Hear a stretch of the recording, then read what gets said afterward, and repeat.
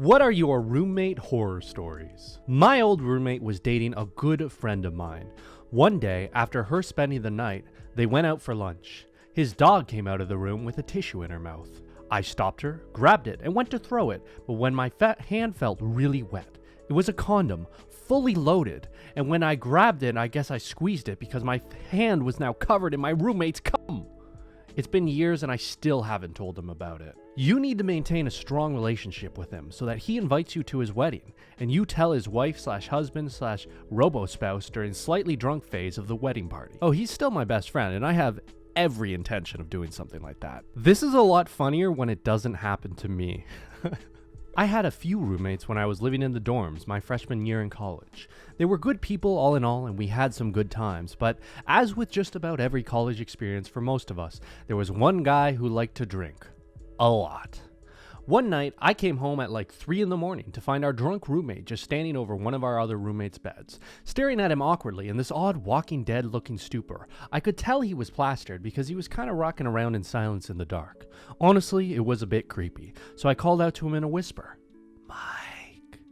He turned his head towards me relatively quickly, head bobbing all around, and slowly raised his finger in front of his mouth and quietly shh me like Elmer Fudd hunting rabbits. He held his finger there for another few seconds and nearly incoherently muttered, "Fuck this guy." If you could permit me to quickly paint a picture of what Mike looks like and what Rob looked like, you'll understand why this was a really huge problem. They were as polar opposite as you could imagine in just about every capacity. Mike was a surfer from Los Angeles, shorter, skinnier kid with long hair and a stoner attitude. Rob, on the other hand, grew up on a farm and was substantially larger and substantially more fit than Mike, and he never goofed around. Dude was serious, always. Now, Mike must have already had it out without me noticing because he was primed and ready to fire it without me even realizing what was going on. All I heard was the sound of water hitting cloth, and that's when I saw it. He had started to pee on Rob, who up until that moment was fast asleep. Rob, waking up to what he thought was just warm water, quickly realized what was happening and proceeded to jump out of bed and grabbed Mike, who was still peeing on him at this point, and threw him across the room, off the far wall. He looked like a rag doll, bouncing off the wall, hitting the desk below, and then onto the ground. Mike didn't say a word. He stood up, quietly tucked himself in, and proceeded to walk right past Rob and climb back into bed. Rob looked at me, looked at our other roommate who was now awake behind me, and looked back at Mike. All of us had this dumbfounded look on our face, except Mike, who was, of course, within seconds, already starting to quietly snore. I honestly will never forget the sight of Rob standing there in the middle of the room with urine dripping down his face, off his shoulders, and down his arms, with this absolute befuddled look on his face as he tried to process what the heck just happened. I think it angered him more to hear Mike snoring because he angrily turned to his bed and tried to wake him up by shaking him violently at first and then hitting him in his back, arms, and head. Nothing. Mike was out cold. The rest of the year went as you could imagine. It was an experience. I can't imagine. Please tell. Well, the personality conflicts between Rob and Mike were boiling just under the surface pretty much from the first day they got there. As an example, Mike would leave his bong laying around and it would occasionally spill bong water all over the desk or carpet, and Mike would just kind of do this stoner laugh and not clean it up. Rob was a very orderly person and clean, so whenever he saw this happen, he'd get upset, but wouldn't do anything about it. So it was like this unspoken tension between them. After the incident, though, gloves were off for Rob. He basically picked on Mike the remainder of the semester. Started with throwing his bong out the window one day. We lived on the 3rd floor, and it was a nice 3-inch bong glass too. Shattered on impact. Mike would leave his clothes all around all the time, and whenever a piece of clothing ended up on Rob's side of the room, Rob would just throw it out the window. Whatever it was. One day, Mike's nice-ass leather jacket went flying out the window. The worst thing Rob did was to completely trash an entire crop Mike had been growing under his bed. Mike had this really kick-butt hydroponic setup, and Rob just felt like being a prick and tossed it all out the window. That was kind of his thing. He just tossed Mike's stuff out the window all the time.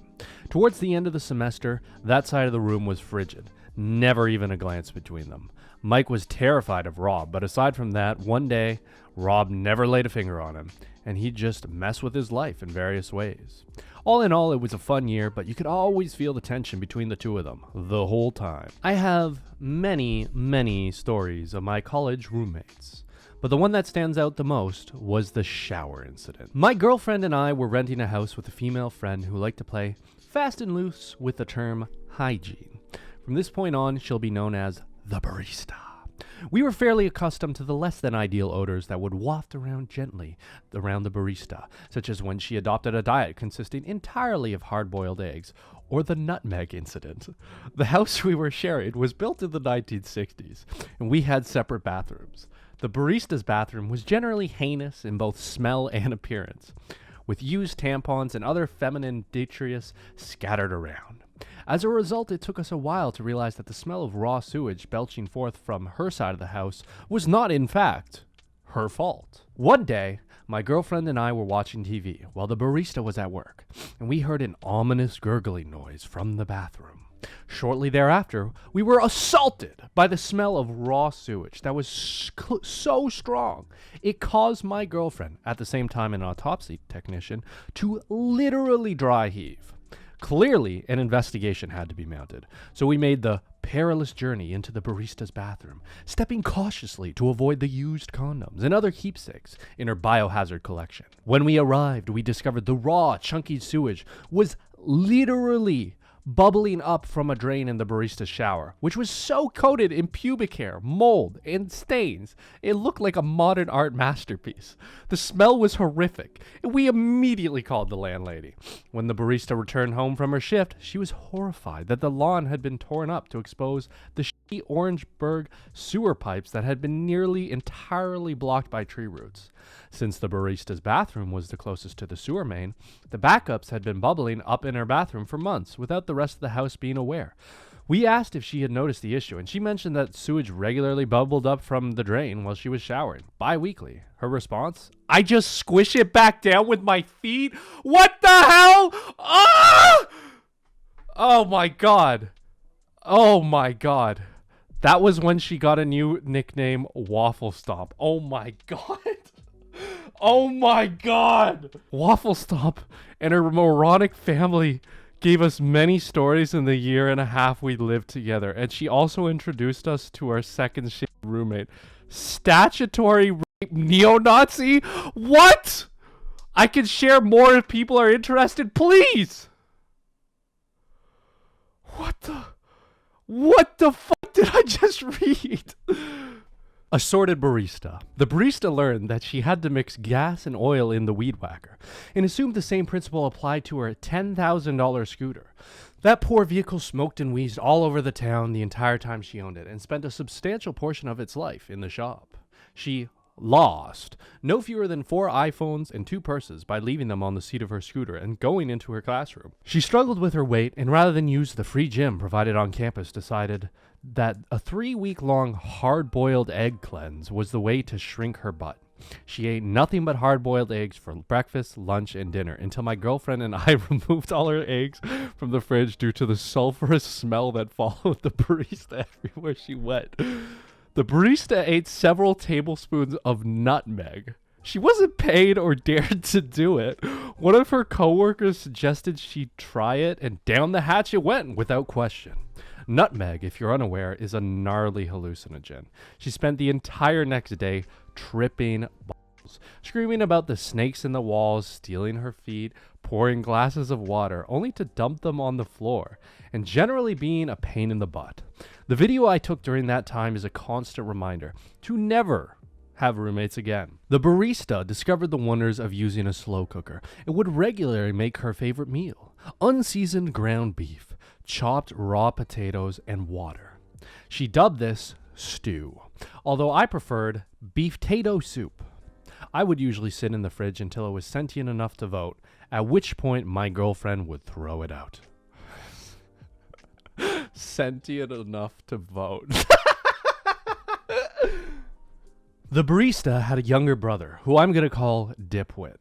Dipwit was 19 when we met him, and in terms of intelligence, was roughly on par with a Labrador Retriever, or possibly an above-average houseplant. He became infamous for doing stupid stuff. Several of his incidents are detailed below. Dipwit earns his wings. Dipwit wanted to learn how to fly. He wanted to join the Air Force, but they wouldn't take him, so he joined the Civil Air Patrol instead. For those not in the know, the Civil Air Patrol is an auxiliary to the USAF, largely doing things like search and rescue and giving high school students an opportunity to fly. Dipwit was never, as far as I know, permitted to touch the controls of an aircraft, for which we should all be thankful. I came home one day to find that Dipwit, in his eminent wisdom, had built himself a hang glider. This consisted of a triangular frame made of PVC pipe, not glued together, layers and layers of duct tape, and a bed sheet stretched over the whole thing. He was extremely excited about his invention and invited me down to the local park to watch him test it. Note that Dipwit was a legal adult with no mental illness or handicap. He was just an idiot. After about 45 minutes of watching Dipwit spring back and forth, dragging his unwieldy hang glider behind him in a vain attempt to somehow lift off the ground, I suggested that he should try to gain a little elevation and jump off, because I was then, and am now, a terrible person. That is horrible, Jesus. I intended him to jump off the wall around our home, which was roughly 6 feet.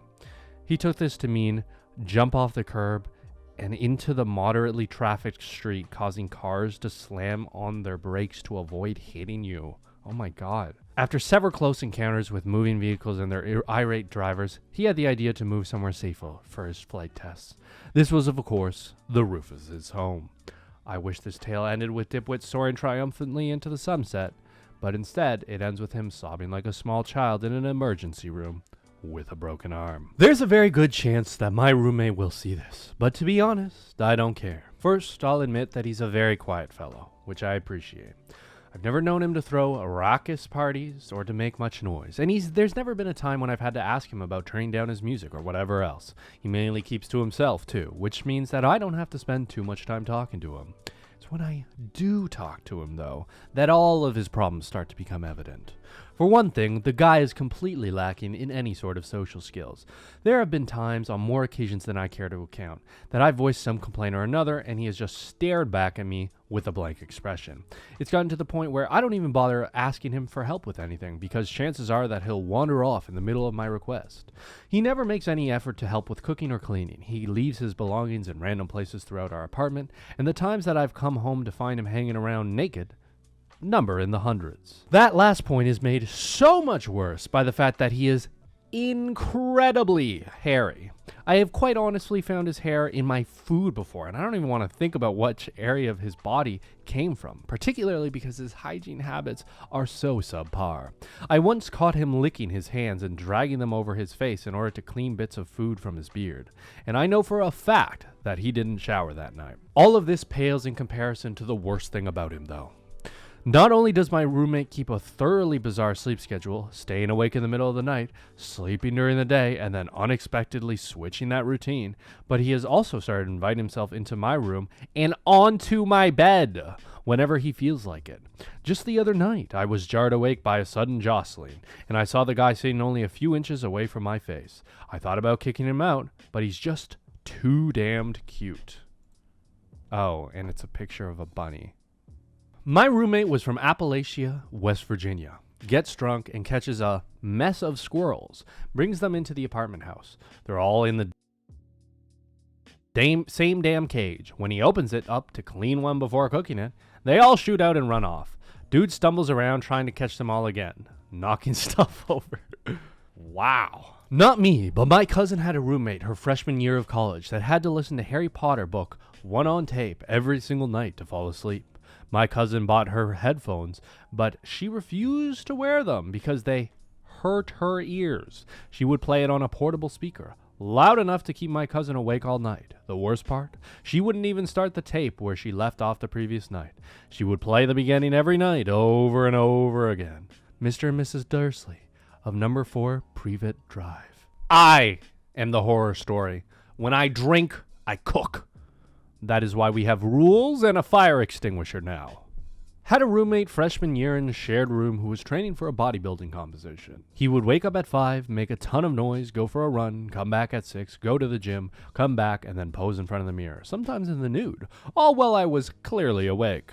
He would also go to the bed at 8 p.m. and get pissed if any noise was made. The clicking of the keys on my phone once set him off because he needed beauty rest. Let me know in the comments what are your roommate horror stories. Thank you for watching, and please consider subscribing. Goodbye.